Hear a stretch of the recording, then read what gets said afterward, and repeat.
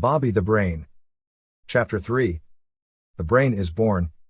When I arrived in the American Wrestling Association, AWA, in Minnesota in 1969, there was already a pretty boy named Larry Hennig, who teamed with Harley Race. At first, I used gorgeous Bobby Heenan, but I didn't like it. Everybody was a gorgeous something. I wanted to be different. I started managing Blackjack Lanza and Dr. X, who was the Destroyer on the West Coast. AWA promoter Verne Gagne didn't want to use him with that name because he thought everyone knew the Destroyer was Dick Bayer. Blackjack and I did a short program with him, and we wound up unmasking Dr. X much to Verne's shock. It didn't matter who he was. None of the Minnesota fans knew Dick Bayer. I was in Japan with the Destroyer in 1983. Destroyer will not take his mask off for anything, even to this day. He's retired now and does a radio show in Buffalo wearing his mask. I spent a lot of time with him in Japan, and he was a huge favorite over there. He lived there for about 10 years, spoke and wrote Japanese, and ran an office where he sold his memorabilia. He even appeared on a Laugh-In-Style television show, but he always wore that mask. I rode with him to Yokohama instead of taking the bus back to the hotel with the other wrestlers. It was the weirdest experience of my life. I was in a car driving 80 miles an hour through the streets of Tokyo, sitting on the driver's side of the car with no wheel and a masked man driving on the passenger side. Dick wore that mask everywhere. He wore it on the airplanes and trains. But one day, he was sunning on the roof of a hotel with the mask off. As he was walking downstairs, one of the waiters came walking by. "Oh shit," he said. I said, "Dick, what's he going to say? He doesn't know who you are." Just like the fans in the AWA. He was a great masked man and always protected it. And he still does.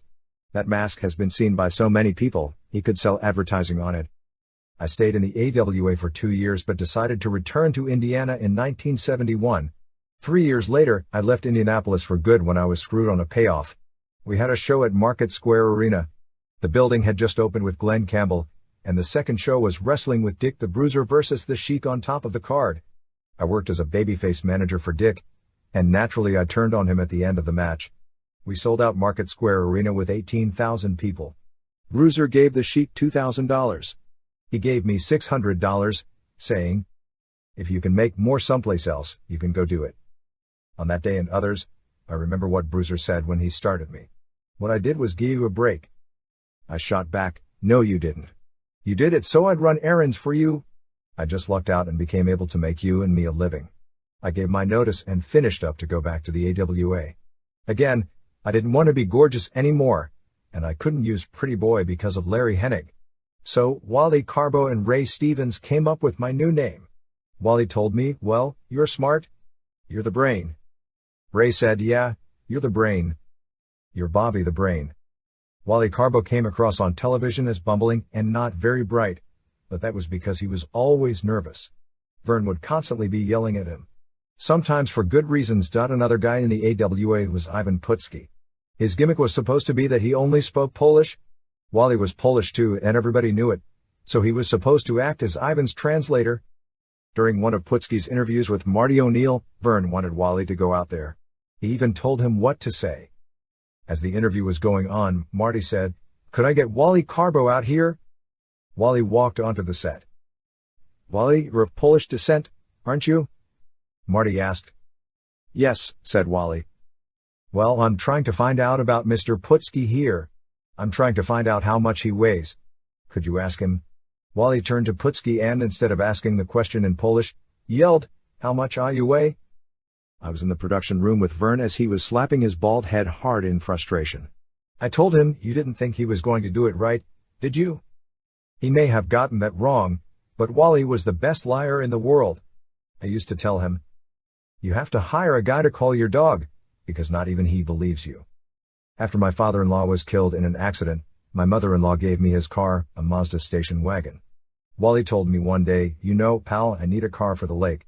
"I got just the car for you," I told him. "How much you want?" asked Wally. "How about $1,000? I said. He agreed to that, but a week later Wally gave me a check for $900. I told him. I said $1,000, Wally. You said $900.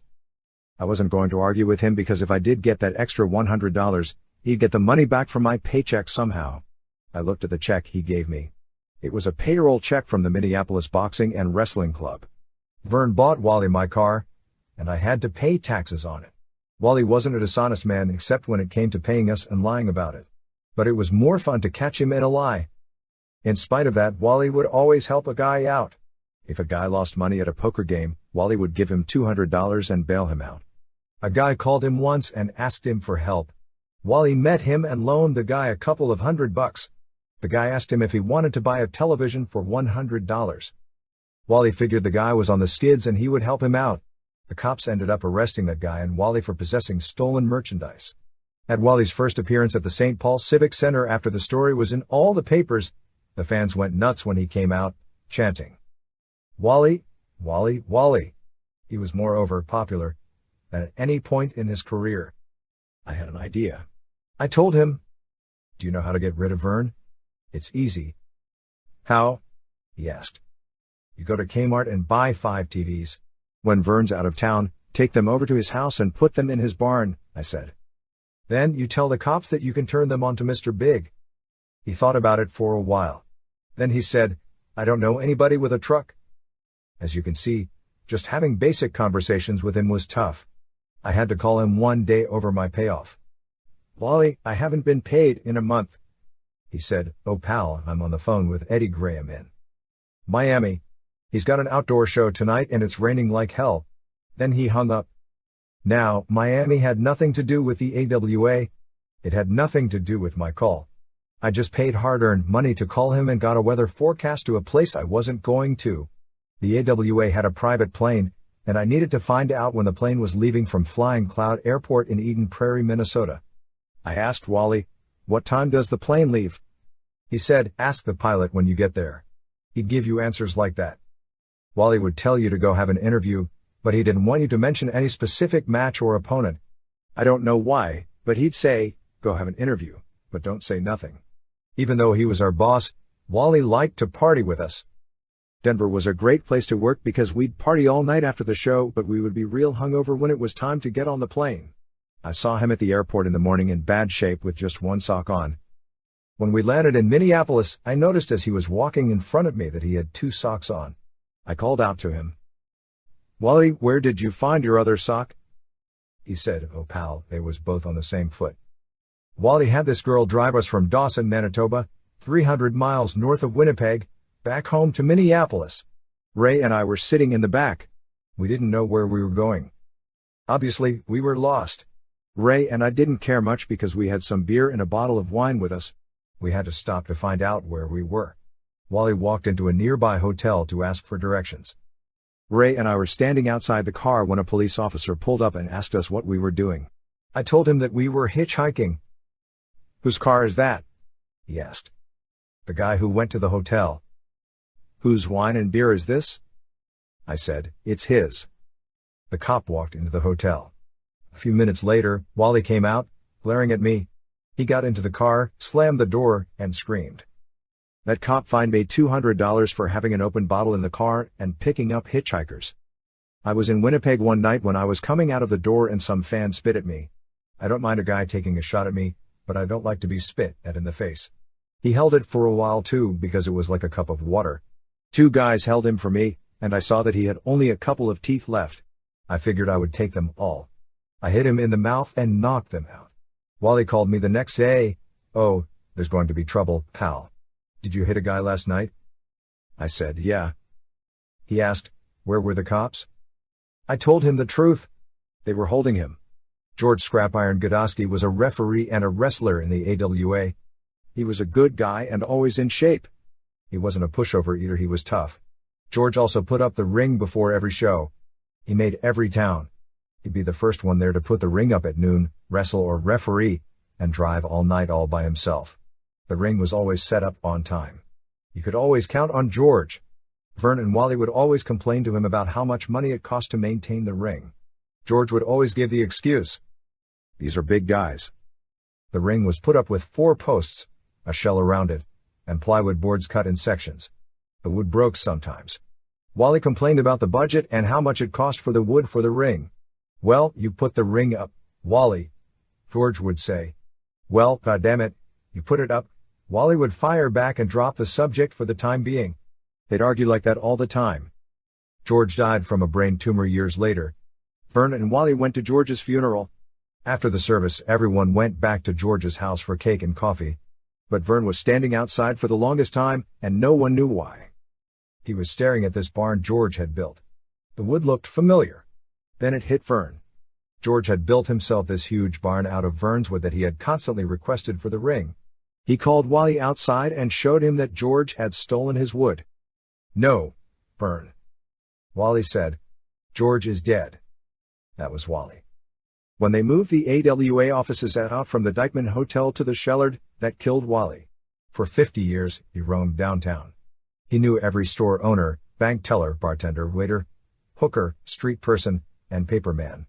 They moved him out to the country in a big building. It wasn't fun for him anymore. Wally's life was that hotel. "I didn't have a place to stay once." Wally offered up the Dyckman. "I'll take care of you. I'll get a good room for you, pal."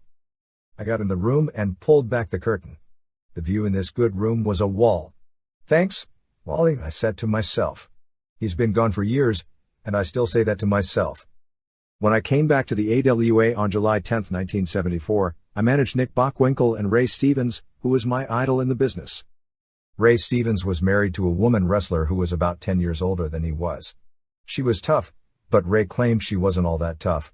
He would say, "I used to have her on her knees twice a week, begging." "Did you hit her?" I would ask. "No, she was telling me to come out from under the bed and fight like a man." Ray was very talented, but Nick was conscientious about his profession.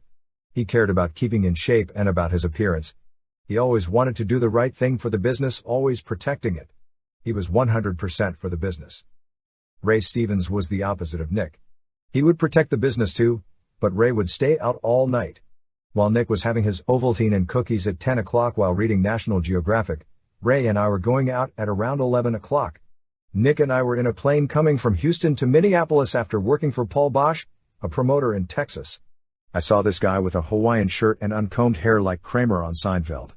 I was sitting in the last row and Nick was sitting across from me. I always preferred sitting in the last row because I know for a fact that a plane doesn't back into a mountain.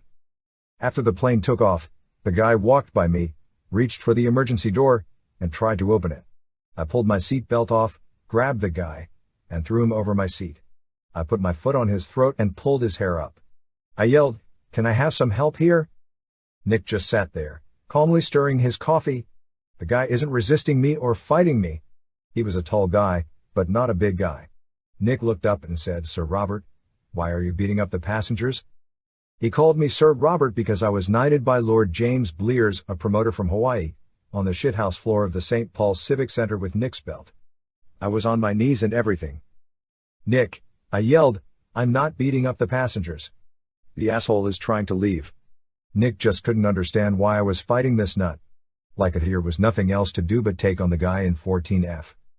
I found out later that the guy had just been released from a mental home and was trying to find the bathroom. We landed in Memphis, and they took him off the plane. The pilot came back and thanked me. I said, "Don't thank me.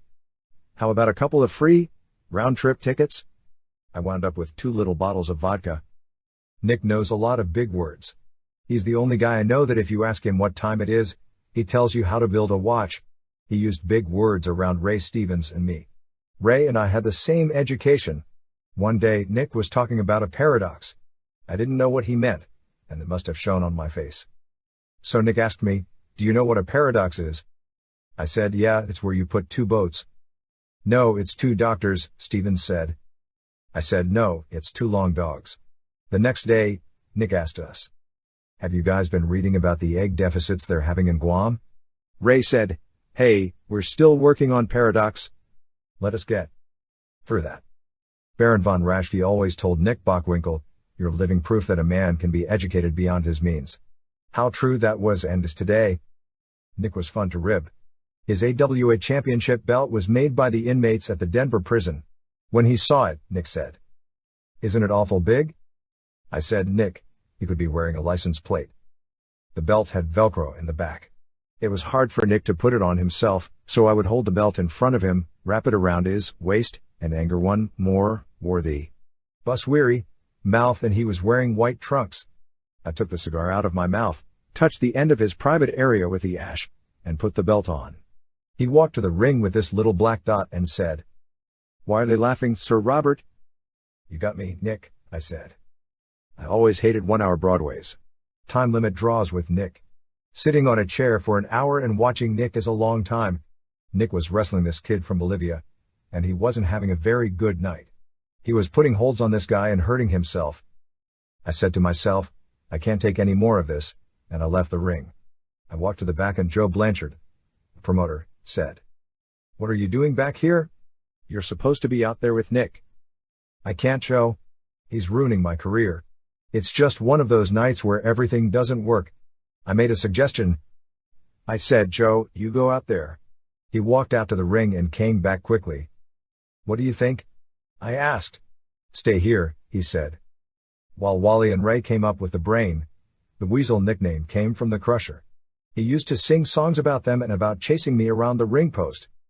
"Pop goes the Weasel," he'd sing, but the man couldn't carry a tune. He always said that weasels were no good, sneaky guys that did bad things. So, Crusher decided that the name fit. The Crusher was an old guy from Milwaukee. Hell, he was an old guy when he was 20. He was a hard worker from the factories and always thought that every promoter was out to screw him. What he didn't realize was that he had 20 good years in a territory where he lived. He would take off in April or May and come back in October. He would get in an argument with Verne, quit, and take the whole summer off. Then he'd come back in the fall, get in a major program, and draw big money. Verne always thought Crusher was selfish, wanted too much, and wasn't as over as he thought he was. Crusher felt the same way about Verne, that Verne thought he was more over than he really was, and he would steal from Crusher. Back in those days, the babyfaces hung around together and the heels stayed with each other as well. That's the way it was in those kayfabe days. Kayfabe is wrestling slang that refers to protecting the business. To kayfabe basically means that the wrestler keeps the inner workings of the business to himself and doesn't share them with the fans. Sort of like a magician doesn't reveal his tricks. If Verne caught you riding around with the other side, he'd get yelled at but not fired because he kept a pretty small crew. We were in Bismarck, North Dakota, with Crusher, Jim Brunzell, Larry Hennig, and a few other guys. The only time the heels and the babyfaces saw each other was in the hall. We started talking with each other in this hallway, some were even playing cribbage. When all these people walked out, they saw us all together. Our first thought was that they would think we all hang together and we needed to protect the business. For some reason, we all started fighting each other. There we were, 30 guys in the hall hitting each other with working punches.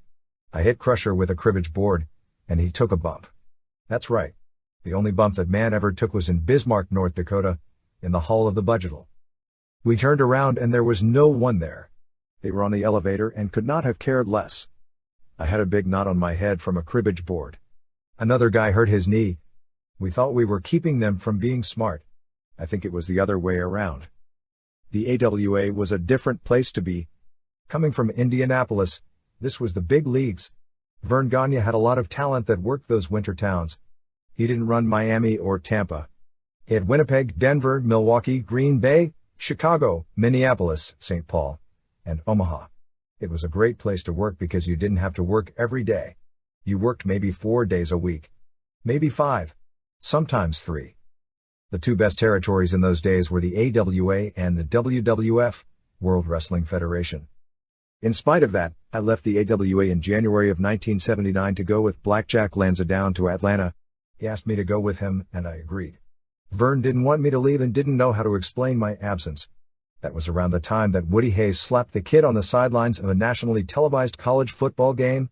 I told Verne to tell the fans that I slapped Stanley Blackburn, the AWA president. On television, they announced that I was suspended for 1 year. Atlanta was National Wrestling Alliance, NWA, country.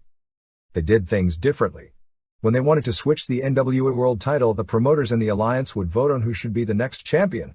The new champion had to put a deposit of around $25,000 on the belt, so if the champ ran off with the belt, they kept the money so they could buy another one. When it was time to give the belt back, the champion would get the money back with interest. If you didn't want to do the finish that night, too bad. The champ had to. With the world champion, there were usually only 3 outcomes: go to a 1-hour time limit, get disqualified, or win. If the champion was defeated without approval of the board, he would forfeit the deposit. The WA board controlled everything, but it would give specifics on dates and places when the champion would win and lose the belt.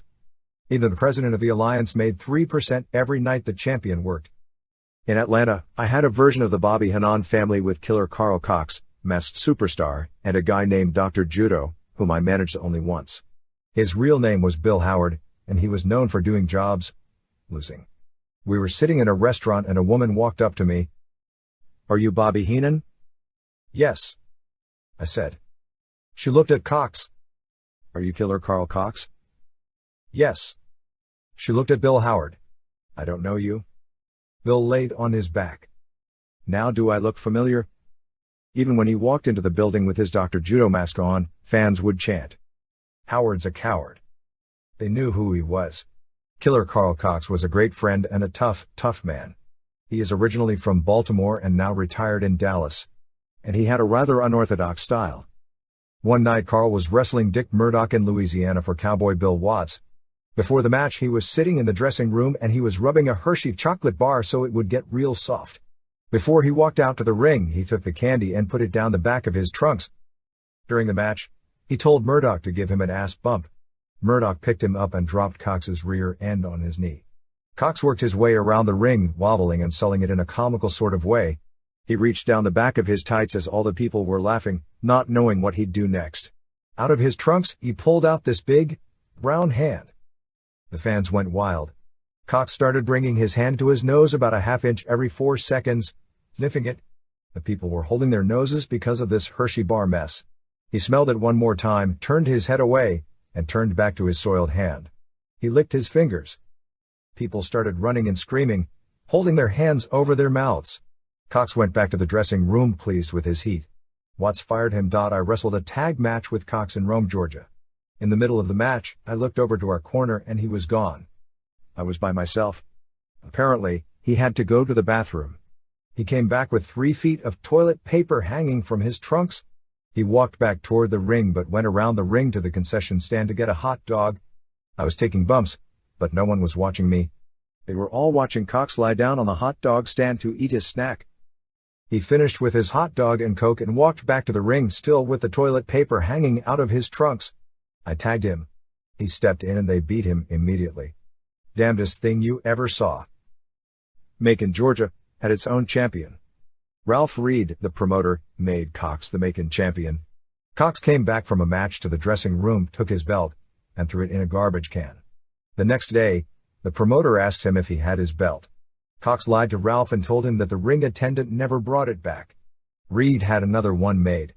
The first night he had it, he threw that belt away. This went on for a long time. Cox confided in me. They don't understand. I don't want to be the champion of Macon. Even though Cox had 2 good eyes, he owned a glass eye. When we would go to restaurants, he would drop it in his soup and call the waitress over with one eye shut. He would fumble around with his spoon in his soup as she stood there, wondering what he wanted. Eventually, he would find that eye and scoop it up with a spoon. He took it off the spoon, shook it off, and palmed it so it looked like he was putting it back in his eye socket. He would pop it back in and smile at her. She would run away screaming. Cox would also sit in the locker room with the young Japanese wrestlers. As he fumbled through his bag, he would shout, "God damn it, someone stole my eye. I can't find my eye." He threw everything out of the bag. Actually, he had taken that eyeball and put it between his cheeks. As he bent over to look around, the Japanese boys would see this eye staring back at them.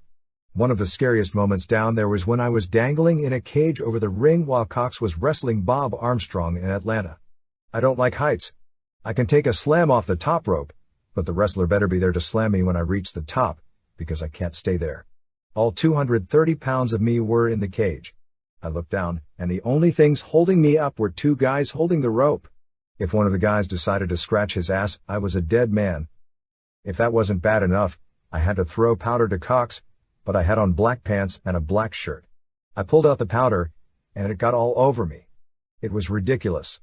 I was ready to take a leak and leave. While I was in Atlanta, I worked with the great announcer Gordon Soley. He was excellent.